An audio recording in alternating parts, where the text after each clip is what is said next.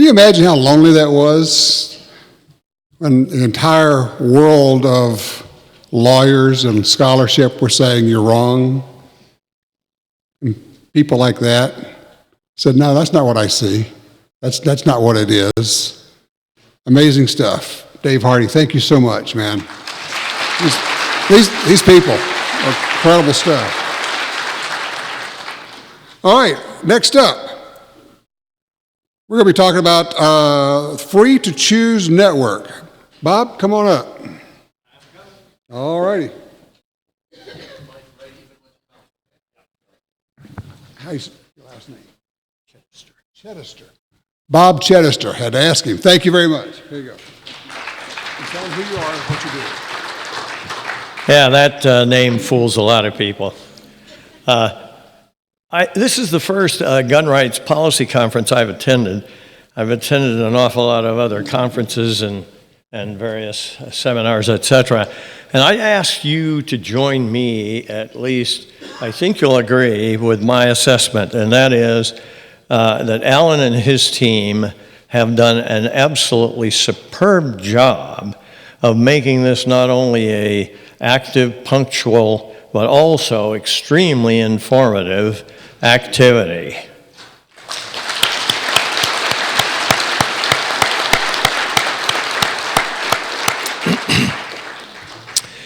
Now, in a certain sense, it's appropriate for me to follow the past commentary. About 4 years ago, I had a meeting with Judge Douglas Ginsburg of the D.C. Circuit. He and I had become friends maybe 3 years before that. And in that conversation, I persuaded him to undertake the creation of a public television program series on the Constitution. In order to do so, we had to raise about $3 million, but I managed to do that. And it took us 3 years. And just a little bit of information about the television business. The editor, producer, directors of the program series recorded a total of about 140 hours of material and condensed it into the 3 hours that will be broadcast by public television in 2020, January of 2020. I'd like to now share with you an excerpt from that series on the Second Amendment, which we're rather proud of.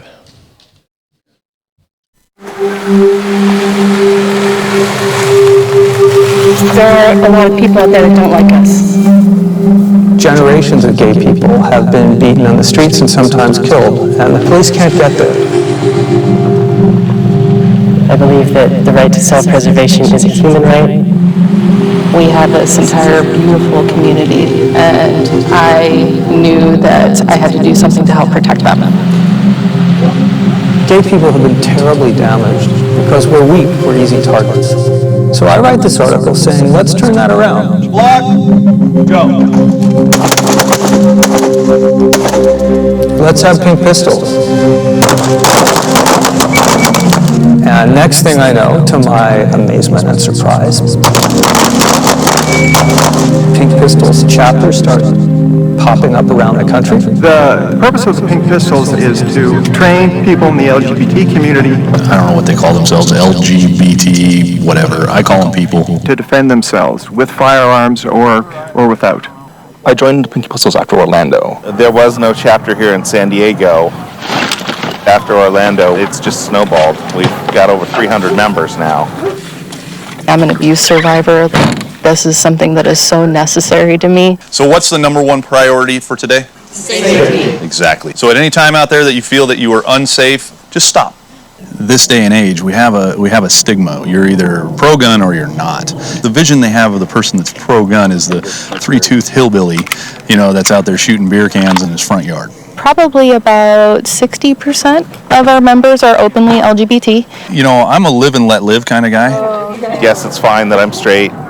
As long as I'm an ally, I can help out. We are probably one of the most diverse groups of people that you'll ever hang out with. We have this common ground that allows us to help each other learn to protect each other and ourselves and go home and feel good about it. So your group is great and you were right there. You know what I mean? But what you need to do... In general, the LGBT community is pretty left-wing and generally anti-gun. They recognize that people are getting killed, and they think that the solution is to make it so no one has guns. It's important for the bad guys to realize there's at least a couple of us that are out there that are armed. I don't necessarily think the community is going to embrace this idea, but I'd like them to accept this idea.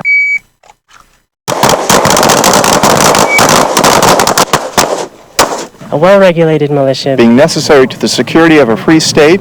The right of the people to keep and bear arms shall not be infringed. Shall not be infringed. Today, militia means the National Guard, but not in colonial times.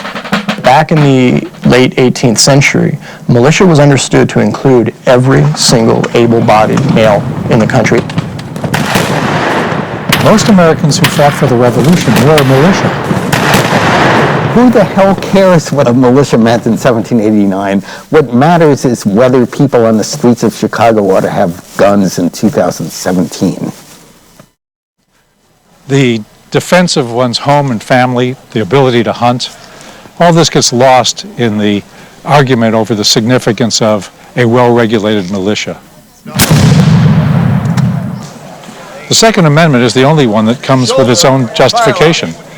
In modern English, we would say, because the necessity for a free state to have a well-regulated militia, the people shall have the right to keep and bear arms.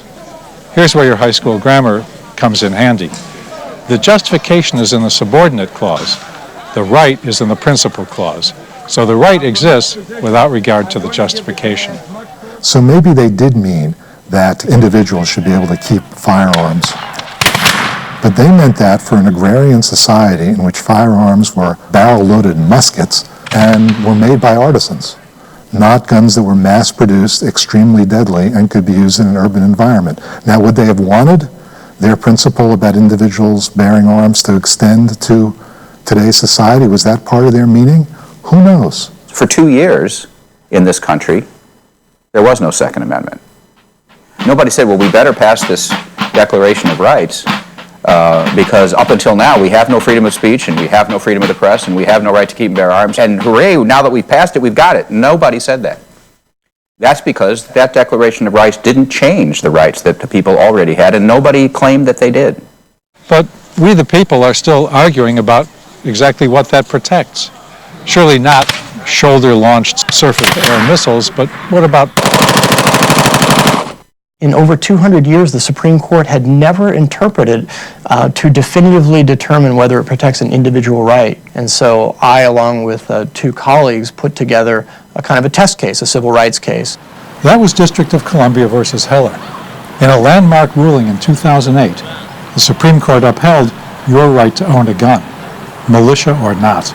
Even though they split 5-4, the difference is so much narrower. All 9 of them agreed, number 1, individuals do have a right to gun ownership, therefore disagreeing with a lot of liberals in the political sphere. And number 2, all 9 of them said, but it is subject to reasonable regulation, therefore disagreeing with a lot of conservatives out in the political sphere. The district enacted a new statute, and it was challenged and came before my court. We upheld those portions of the law that increased public safety, like getting an eyesight test, and held unconstitutional the provisions that really just burdened gun ownership.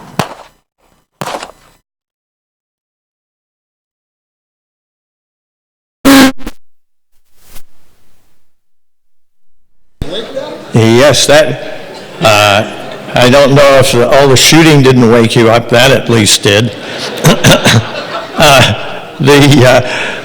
I want to quickly comment, because we've been running a little late, and that is this, that I have heard today a lot of discussion about broadening the base, if you would, reaching out.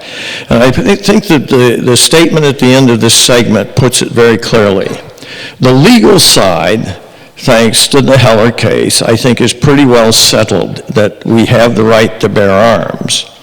But as Nadine Strassen pointed out, the court also said that there is, that does not preclude the regulation of that right. And I think that's the battle that we all face. And I want you to consider the fact that that battle is going to be won in the streets. It's going to be won with your friends, with your neighbors, and it's going to be won with communities like the LGBT community, where they are beginning to understand the value to themselves. And if they can then, if you then extend it to a much higher percentage of the community, that can be a very important thing to us. Working with Alan Gottlieb, we are going to develop a activity which I'm asking all of you to participate in. January 2020, PBS will release this television series. We're going to develop plans for a series of town meetings all over the United States, in every state in the Union, trying to involve every single gun club there is, every single sportsman's group, any groups, maybe Ducks Unlimited, who knows, that is interested enough that they will go ahead and arrange for local community meetings. And we hope at that time, those of you who are gun owners will bring a friend who is not necessarily not a gun owner and isn't quite certain about the value of those rights, and get into a national dialogue on the very important aspect of the Second Amendment to protect the thing that is the most value to each of us, our lives. Thank you. Register out there with for our newsletter, and I hope to work with all of you.